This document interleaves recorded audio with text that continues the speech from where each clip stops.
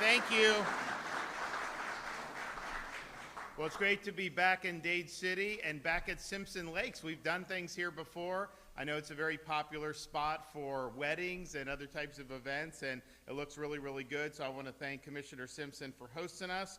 I also want to recognize we have the President of the Florida Senate, Ben Albritton, with us today, as well as his colleagues, Senators Truenow, Hooper, and they even let in Blaise Ingoglia. So thank you, guys.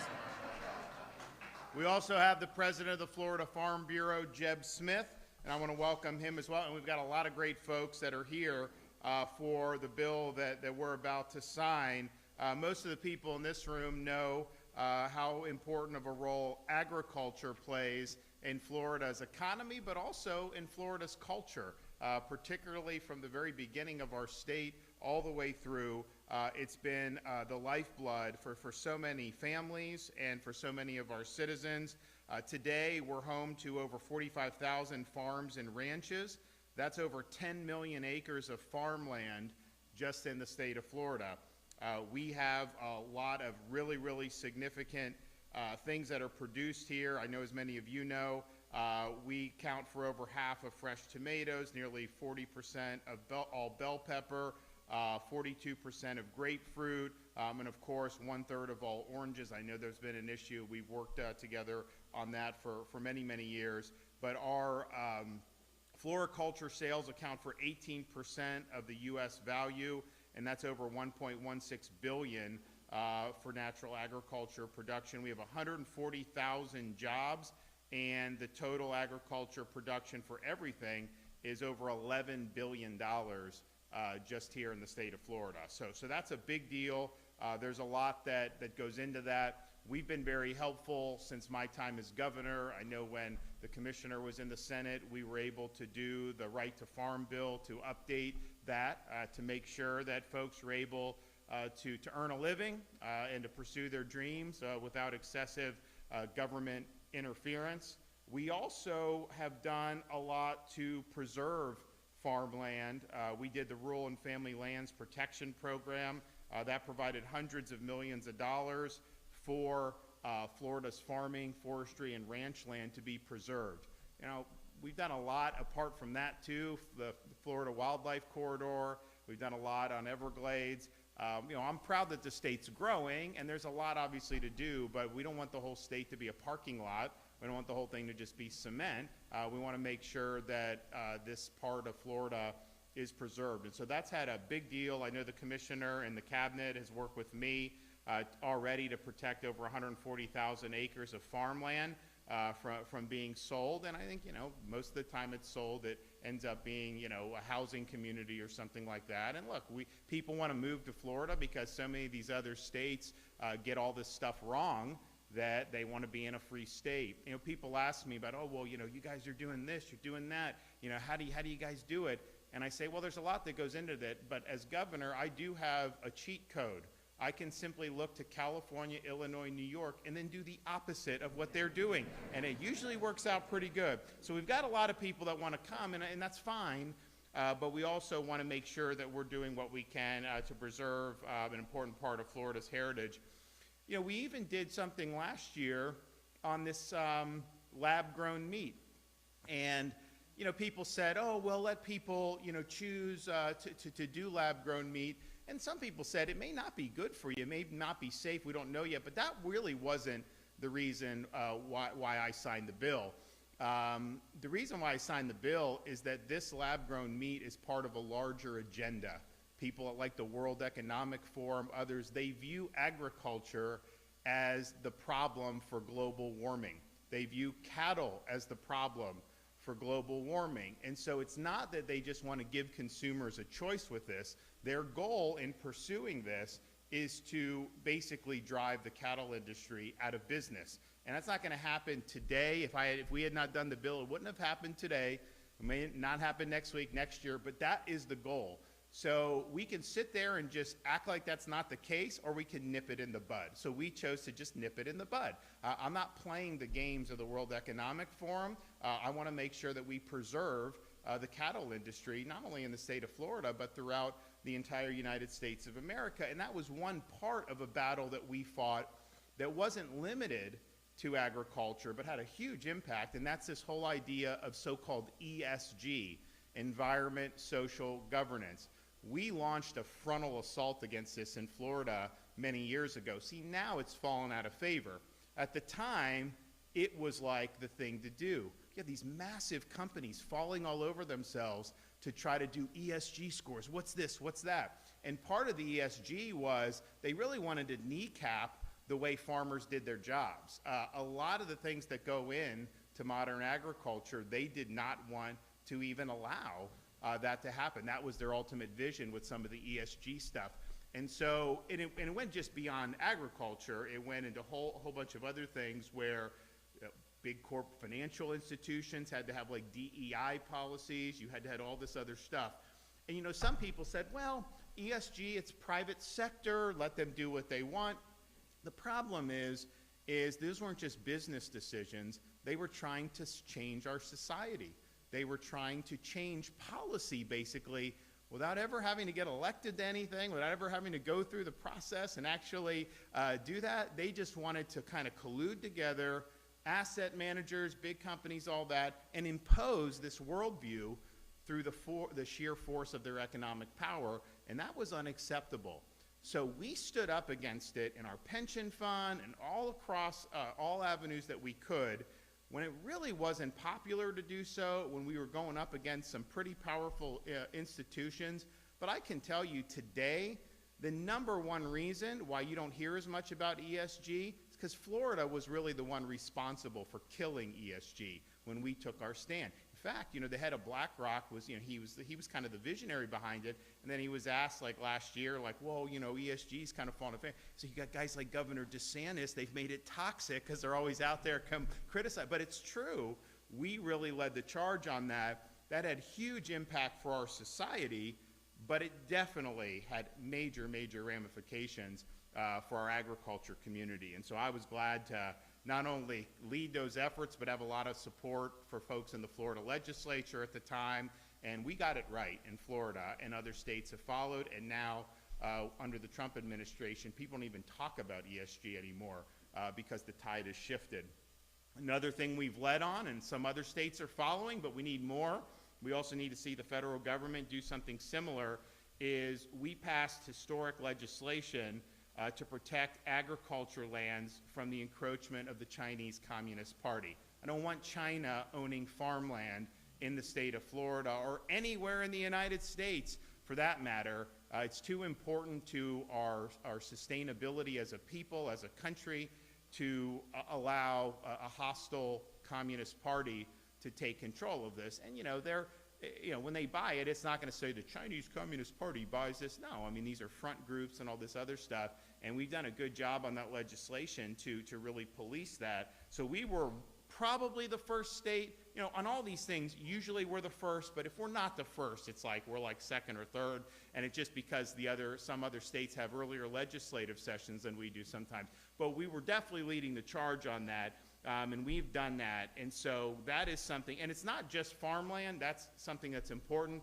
It's by any land near critical infrastructure. Our military bases.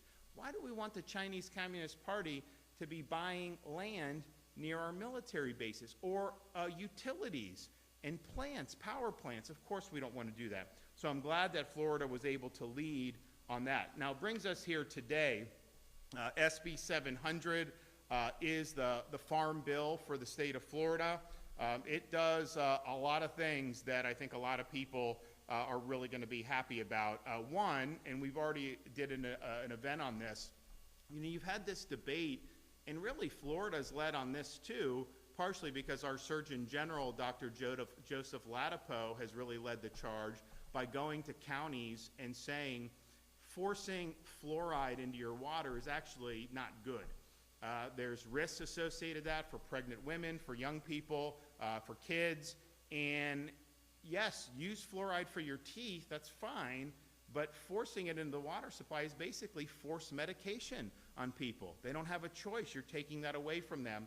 And so he really led, you had a lot of county governments, including Miami-Dade, that were saying we're not going to force the fluoride into the water. People want to use it on their teeth, great, you know, but it's readily available now.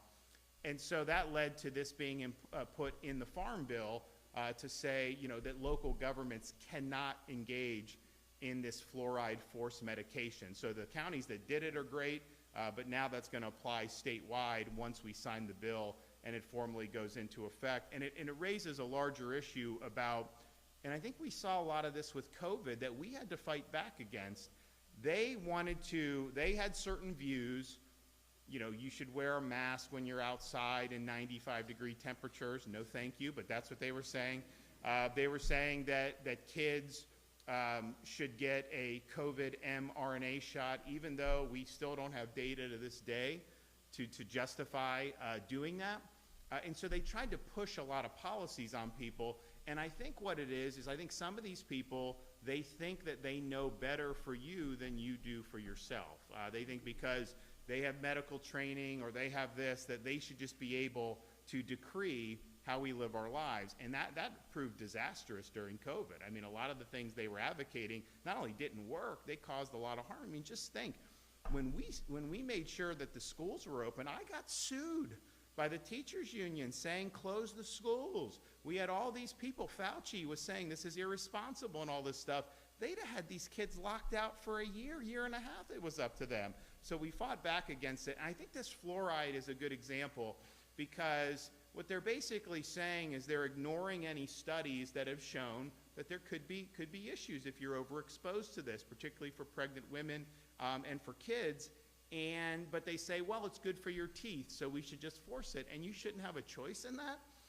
We certainly now, in our society in 2025, we have the ability to deliver fluoride through toothpaste and mouth and all these other things. You don't got to force it and take away people's choices. But the whole crux of the issue is you should be able to make decisions on the basis of informed consent. So you should be able to take information, you should be able to talk to folks, your doctor, your friends, your family, whatever, on any of these issues, and then make an honest judgment about what you think's best for you and your family.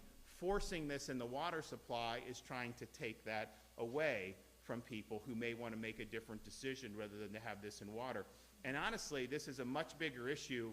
I mean, the fluoride is kind of one touch point, but it's a much larger issue about how some of our physicians treat different patients. You know, there are places in this country where folks are denied medical treatment because they didn't get a flu shot or they didn't get an mRNA COVID booster. I mean, first of all, the COVID boosters, people still get COVID. The idea that that is like something that you should have negative consequences because you decide not to is ridiculous. And the flu shot, you know, I was in the Navy, they would force me to take these flu shots. And it's like, honestly, sometimes you have a negative reaction to it, right? And the data on it is not great. It's very underwhelming. And so to say that someone that may need medical attention, that you're not going to treat them because they haven't done this, that is not what informed consent is. That is saying if you don't do what they're telling you to do, you're going to have really serious negative consequences. Well, it's not a free choice at that point. And you even have some pediatricians, they will not take children as patients unless the children get all of these, like the COVID jab. And first of all, CDC put that on the immunization schedule, and we were opposed to it from day one because there wasn't data to support it. We were the first state in the country to recommend against mRNA shots for kids. And people would say, you know, we think it may be harmful for kids. We didn't even need to go into that debate because there was never data showing a benefit to kids. And so if there's no benefit shown through a clinical trial, then how are you even doing this? But that's what it's coming to in this country, where you're penalized for making a choice based on the available information. And I don't think that that's right. I know we extended some of our medical freedom protections this year with some of the legislation that was passed. But honestly, we need to do better in Florida. We need to make sure that parents are able to make choices without suffering consequences for rational decision and choices that they make. But I think this fluoride thing was important. We're leading the way on it. We got kudos from the HHS Secretary, RFK Jr., and I know a lot of people were happy to see that, and I think you're going to see a lot of states that are going to follow suit with that. So we stand for informed consent, and I think that's really, really important. This bill also builds off previous ESG discrimination prohibitions to include protections against discrimination based on certain environmental policies or artificial emission targets. You know, some of this stuff, and obviously it's on the decline with the Trump administration replacing the Biden administration, but it got to the point, you know, we rejected a lot of the Biden highway money, hundreds of millions of dollars, because in order to use it, I had to jump through these DEI hoops and these ESG hoops. They wanted us at the state of Florida to monitor your tailpipe emissions from your vehicles. I ain't doing that. I'm sorry. And so we sent it back to Elon Musk. And Elon is happy to take it. Biden's people, they didn't know how to take it back because no one had ever given up money back. But I think it's really important that we strengthen those ESG protections, and this does do that. And also, for the first time, this bill provides the state with the ability to return solar fields back into agricultural production, which, you know, this solar, look, first of all, I'm not opposed to solar, right? But, like, we shouldn't be doing Green New Deal policies where you're trying to put a thumb on the scale. Environmentally, people act like because there's no carbon emission from a solar panel, there's a lot that goes into producing those panels that they don't want to tell you about. But then what happens? It takes up massive pieces of property. It's not nice to look at, but then it really degrades the property. There's a lot of waste that's created. So I think transitioning some of this stuff back into production, I think that's going to be really, really positive for the state of Florida. And I can tell you, we did an energy bill 2 years ago or I think it was last year, where we basically said in Florida, our energy policy is not to stop global warming, because we can't, I mean, that's ideology. Our policy is about affordability and reliability. And that's important for consumers to have the most affordable options. And if you look, our utility rates in Florida are half of what they are in California. Now, I would like to pay, I think everyone would like to pay less always, but the reality is the states that have done the Green New Deal policies, the costs have gone up. But reliability, you guys have been through, we had Helene, we had Milton, those further south, we had Ian in 2022. We've had 6 major hurricanes in 7 years in this state. And, you know, we had 10 years where we didn't have any hurricanes, right? And historically, that's the way it goes. You tend to get some, and hopefully we're beyond that, and hopefully we've got a little runway here. But the reality is one of the best things that you can do, apart from the emergency response if anyone's life or safety is in jeopardy, which we do very well at the local level and at the state level working together and have saved a lot of lives. But the best thing you can do is to make sure that the lights are on for everybody. If you get everybody's lights on, then everything else you have to do to recover from a hurricane becomes much simpler and much easier. Well, some of these policies around the country where you have to have a certain amount of solar and wind into the grid, well, what's that lead? It leads to blackouts. That's what it leads to. So Florida's been very reliable, and I'm really excited to do that. So I'm not against if people want to do solar, but I don't think we should subsidize it, and I don't think we should harm traditional energy, and especially Florida. We've had huge decrease in carbon emissions over the last 10 or 15 years, not because of solar, because of natural gas replacing coal. That's been a huge, huge thing, and that's been very, very reliable, so I appreciate it. This bill also strengthens our foreign influence laws by prohibiting charitable organizations from soliciting or receiving funds from hostile foreign countries of concern, and that includes the People's Republic of China, Russia, and Iran and Cuba. So I want to thank them for doing that. So we're happy to be able to do this. I think that you're going to see a lot of positive coming out of this. I know Senator Trudeau was instrumental in doing it in the Senate, and I want to recognize him as well as Representatives Tuck and Danny Alvarez in the House for their diligent work delivering policies that hopefully will have a really positive benefit for Floridians now and in the future.